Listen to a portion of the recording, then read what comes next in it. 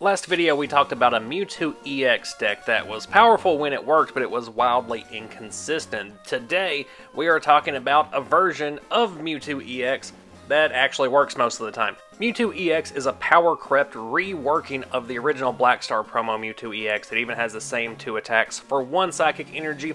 Energy Absorption lets you attach 2 energy cards from your discard pile to Mewtwo EX to energy cards. They don't have to be basic, they don't even have to be psychic. But most of the time they are going to be psychic, so that next turn you can use Psy Burn for 60 damage. A decent amount of damage for your second turn attacking with Mewtwo. With Energy Absorption's ability to accelerate a bunch of psychic energy into play, one of the best 2004 format partners you can probably think of is, of course, Gorebyss.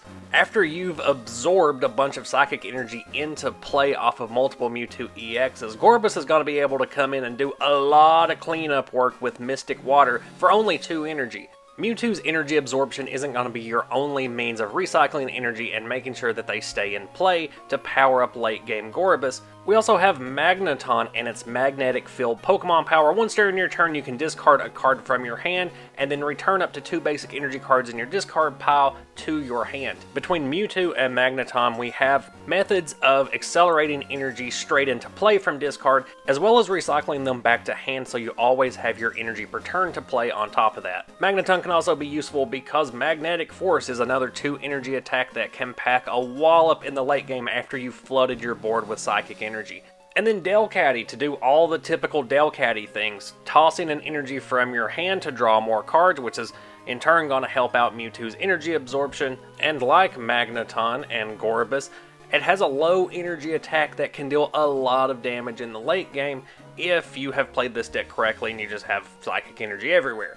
Now you've met all the members of the team, MGMD. What does the rest of the deck look like? Let's have a little peek, shall we? For the deck list, I'm using the exact list that Jimmy Ballard used at the 2004 World Championships. I think that it is a perfect, solid list.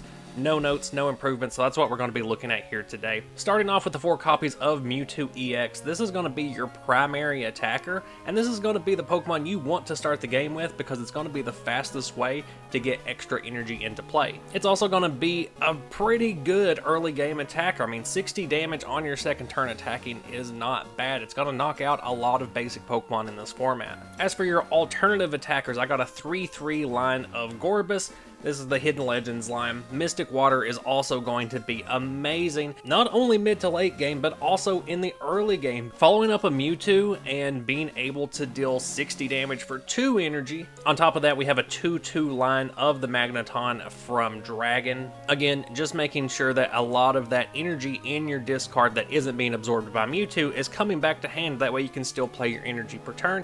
And then in the mid to late game, Magnetic Force will be another attack to be reckoned with. Same thing for Skitty and Delcatty.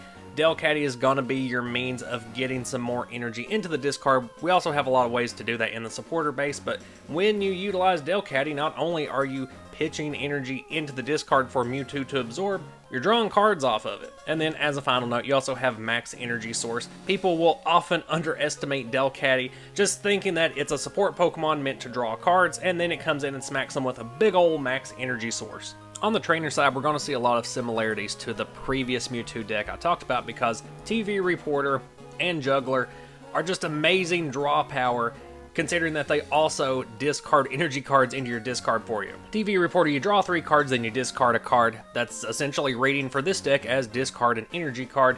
For Juggler, you are specifically discarding energy cards.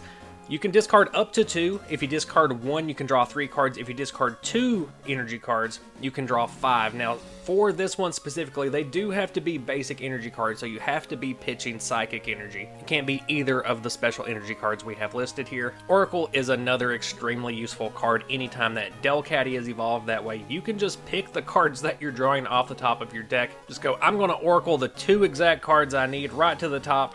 And then when I use energy draw off of Delcatty, I'm going to get them straight into my hand. The 3 copies of Dual Ball are going to let you search for those Mewtwo EXs, but also any of the other basics in this deck. This is a basic trainer card that does require coin flips, but even so, it's usually going to grab you at least 1 basic Pokemon. On the opposite side of things, Professor Elm's training method is going to get you those evolution cards when you have the basics in play, but you don't quite have the Magneton or the Delcatty in hand to really get those engines going, Professor Elm's training method can fetch those for you. Warp Point is going to be helpful in a couple of ways. Not only is it pulling out your opponent's benched Pokemon so that you can start attacking into them for high damage, but it also helps get your own Pokemon out of play, especially Mewtwo. Since Mewtwo has a high retreat cost, you don't want to lose any energy cards to knocked out Pokemon, so you want to get them onto your bench as safely as possible. That way, whatever Pokemon you are moving into the active position, whether it's a Gorebyss, a Magneton, a Delcatty, or another Mewtwo EX, that as soon as it's powered up, it's going to be dealing maximum damage. This is definitely a build that does not want any energy to go to waste. Yeah, you're pitching a lot to discard, but that's with the purpose of getting them back into play. Once they are on the field, you do not want them to leave.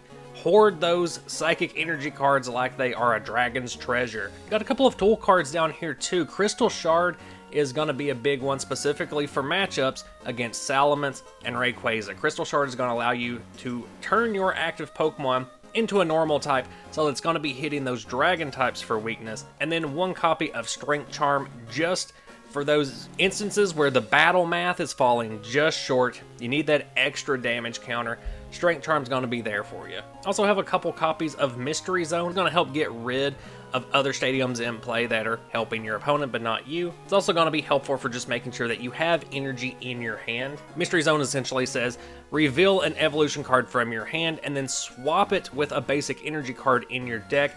It gets an energy card into your hand that's going to be very useful for Delcatty's energy draw, or it can just be used as your energy per turn. Generally though, you would just like to pitch it for energy draw and draw into more cards because you are likely to hit another energy that way. And then one copy of Town Volunteers. This deck doesn't need any help recycling energy. What it does need help with is recycling Pokemon, which is why we have one copy of Town Volunteers. Now on the energy side, you'll see that we have the 9 psychic energy in here, but those aren't going to be very helpful for Magneton and Gorebyss since they require a lightning energy and a water energy respectively in order to use their attacks. Well, it's a good thing double rainbow energy exists because a naked Gorebyss can go into the active position. You can drop one double rainbow energy and you're able to deal an extra 20 damage off of it, because one key bit of wording that you will notice across Gorebyss, Magneton, and Delcatty is that they do extra damage times the amount of energy attached to all of your Pokemon,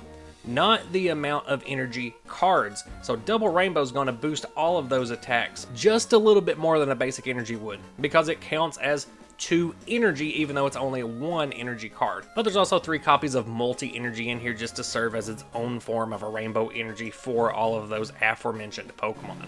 This build is definitely the more consistent version of Mewtwo EX, but it still has some of the same limitations. The biggest one being contending with big EX Pokemon that have more than 120 HP that force you to spend multiple turns attacking when you really just want to go for the simple OHKOs. Even when you're hitting for weakness like on a Gardevoir EX or a Blaziken EX, it's still taking 2 turns and they can just overpower you in that time. This deck is quick on the draw and can gather resources quickly, but it is susceptible to momentum breakers like Milotic or Pokemon Nurse. Essentially, its early game momentum was great, but its late game momentum could not match up against other high power threats. But still a solid card, a solid deck. Be sure to let me know your thoughts about the deck down in the comments, and let me know which version of Mewtwo EX you prefer, the quicker, riskier version or the more consistent, heavy-hitting version. Be sure to check out the rest of the channel for more vintage Pokemon TCG content. Thank you very much for watching, and I will see you next video.